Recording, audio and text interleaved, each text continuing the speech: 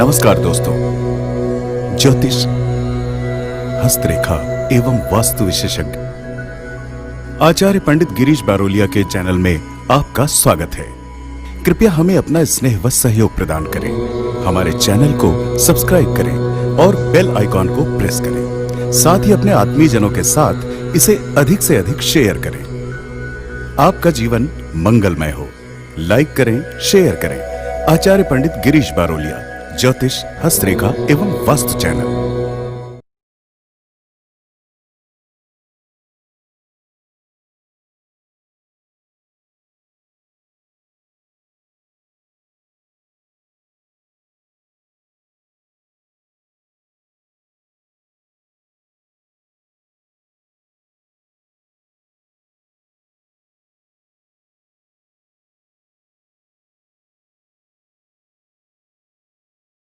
राधे राधे, जय श्री कृष्णा। नमस्कार, मैं आचार्य पंडित गिरीश बारोलिया।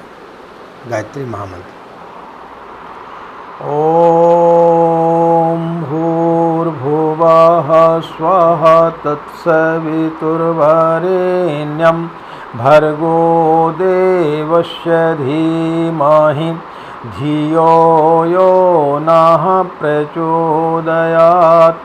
अखण्डमण्डलाकारं व्याप्तं येन चराचरं तत्पदं दर्शितं येन तस्मै श्री गुरवे नमः। तस्मै श्री गुरवे नमः। मित्रों, 2020 कई समस्याओं को लेकर के आया है। पूरा विश्व परेशान है, जिसके चलते, इस महामारी के चलते जिन बच्चों की शादियां मार्च, अप्रैल, मई, जून, जुलाई आदि में होना थी, बहुत कम लोगों की शादियां हो पाई। बहुत सारे लोगों ने इस कोविड-19 के कारण उन्हें पोस्टपोन कर दिया। लेकिन मित्रों, क्या आप जानते हैं कि 2021 में मुहूर्त नहीं है शादी के। यानी 15 दिसंबर से 18 अप्रैल 2021, यानी 15 दिसंबर 2020 से 18 अप्रैल 2021 तक किसी प्रकार का कोई भी मुहूर्त नहीं है। 15 दिसंबर से 18 अप्रैल 2021 तक किसी भी प्रकार का कोई भी शुभ कार्य के लिए मुहूर्त नहीं है। चाहे वो शादी का मुहूर्त हो, गृह प्रवेश का मुहूर्त हो, यज्ञोपवीत का मुहूर्त हो, अन्नप्राशन का मुहूर्त हो, यानी मुंडन संस्कार का मुहूर्त हो, या किसी मंदिर में प्राण प्रतिष्ठा किसी देवता की करना तो उसका हो, तो इस बीच में किसी प्रकार का कोई भी मुहूर्त नहीं है। ऐसे हमारे शास्त्रों में 6 माह के मुहूर्त दिए जाते हैं। इन 6 माह में शादियाँ होती हैं। वो माह हैं 15 जनवरी से 15 मार्च, 15 अप्रैल से 15 जुलाई और 15 नवंबर से 15 दिसंबर। तो इस प्रकार से ये 6 माह में शादियां होती हैं। 2 माह मलमास के हो जाते हैं और 4 माह जो है वो चौमास है, जिसे बोलते हैं। यानी आषाढ़ मास के शुक्ल पक्ष की एकादशी से सारे शुभ कार्य वर्जित हो जाते हैं, क्योंकि ऐसी मान्यता है कि देवता लोग सो जाते हैं। देवशयनी एकादशी जिसे हम बोलते हैं, तो देवता लोग उस समय सो जाते हैं, इसलिए उस बीच में किसी प्रकार का कोई भी कार्य नहीं होता है। फिर जो शुभ कार्य प्रारंभ होते हैं वो कार्तिक मास के शुक्ल पक्ष की एकादशी, जब जैसे देव उठनी एकादशी के नाम से जानते हैं, यानी देवता जब सो करके उठ जाते हैं, तो उस समय से फिर शुभ कार्य हमारे प्रारंभ होते हैं, जो कि 15 दिसंबर तक चलते हैं और उसके पश्चात जो है वो मलमास लग जाता है। तो 2 मलमास होते हैं। पहला मलमास जो है 15 दिसंबर से 15 जनवरी तक रहता है, और दूसरा मलमास जो रहता है वो 15 मार्च से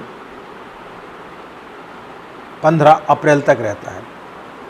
तो ये 2 मलमास उसमें चले जाते हैं। लेकिन इस वर्ष गुरु और शुक्र दोनों अस्त हो रहे हैं।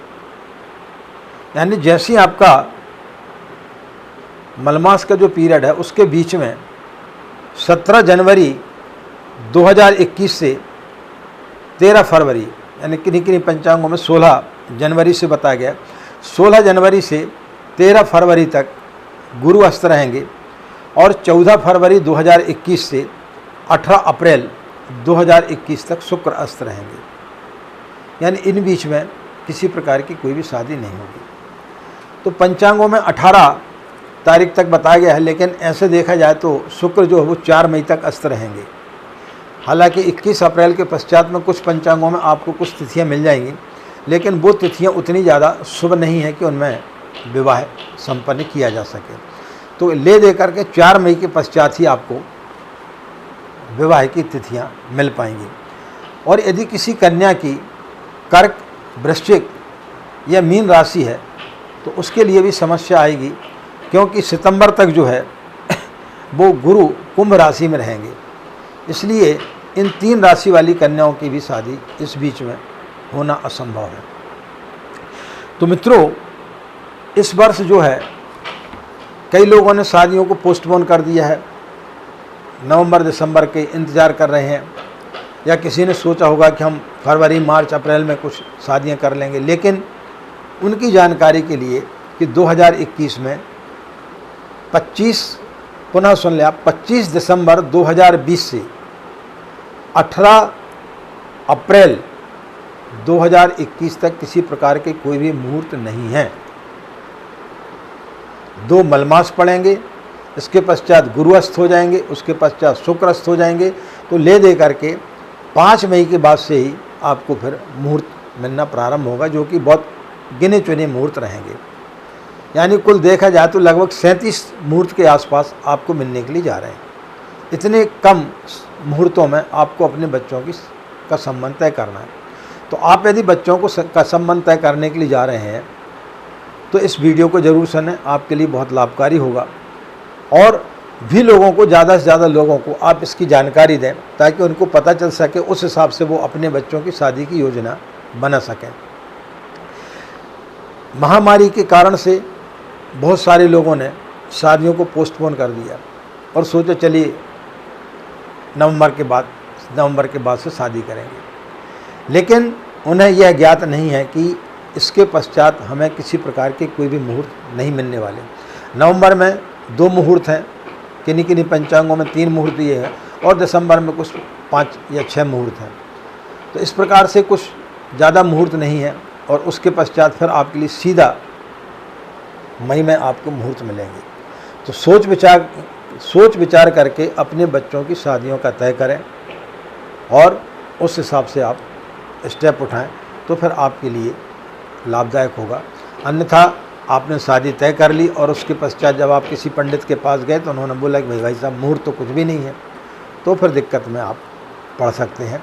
इसलिए इन तिथियों में ही आपको शादी करना पड़ेगा, चाहे वो विवाह मुहूर्त हो, चाहे गृह प्रवेश का हो, या कोई भी अन्य शुभ मुहूर्त, शुभ कार्य हो, वो इस समय ही किया जा सकेगा। इन जिन तारीखों मैंने बताया है उन तारीखों में उन्हें करना वर्जित रहेगा।